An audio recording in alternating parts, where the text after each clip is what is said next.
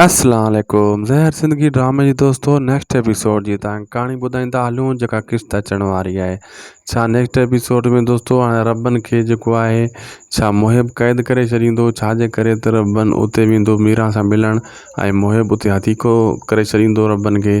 छा next episode में दोस्तों हाणे कमाल खान मीरा के या वारिस के वाक़ई मारींदो, छा हाकिम खान इन शइ जी इजाज़त उन खे ॾींदो या न, सॼी कहाणी ॿुधाईंदासीं तव्हांखे इन नंढड़े वीडियो में। पहिरियां इन खे पूरो ॾिसो जी तव्हांखे सॼी कहाणी सम्झ में अचे ऐं थी सघे त शायदि को सो वीलॉग यूट्यूब चैनल खे ज़रूरु सब्सक्राइब कंदा। अगर फेसबुक पेज ते ॾिसी रहिया हो त इन खे फॉलो लाइक शेयर ज़रूरु कंदा।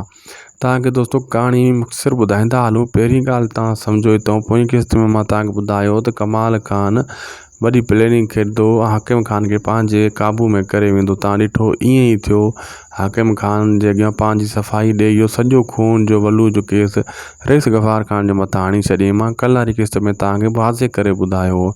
बिल्कुलु हाणे दोस्तों हाकिम खान पूरो भरोसो कमाल खान ते करे थो ऐं इहो ई सोचींदो त बिल्कुलु हाणे जेको रईस गफ़ार खान क़ातिल आहे। हाणे इहो जहिड़ो इन्हनि जो अञा अॻिते हलंदो रहंदो ऐं रबन जॾहिं मिलण वेंदो मीरा जे लाइ मुहिब सां मिलंदो। मुहिब चवंदो मां तोखे हिते नथो मारियां, लेकिन तूं तॾहिं ते आयो आहे जवाननि जो क़दुरु आहे, तूं मोटी वञ, बाक़ी मीरा सां तोखे असां कान मिलाईंदासीं ऐं रबन खे उतो मोटाए छॾींदा।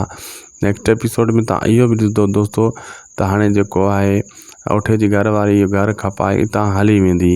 हाणे दोस्तों रईस गफ़ार खान परेशान थींदो, आख़िर हाकिम खान ईअं करे छो थो, असांखे सिधो मुंहुं छो नथो ॾिए जॾहिं सबूत साम्हूं अची विया आहिनि। बाद में रईस गफ़ार खान खे ख़बर पवंदी त कमाल खान गेम खेॾे वियो ऐं कमाल खान जो उठो जेको असांखे वरी विढ़ाइणु चाहिनि था।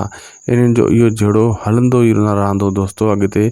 जेका बि नई अपडेट असां तव्हांखे हर अपडेट इन चैनल ते ॾींदा रहंदासीं। असांखे ॾींदा इजाज़त, ख़ुदा हाफ़िज़।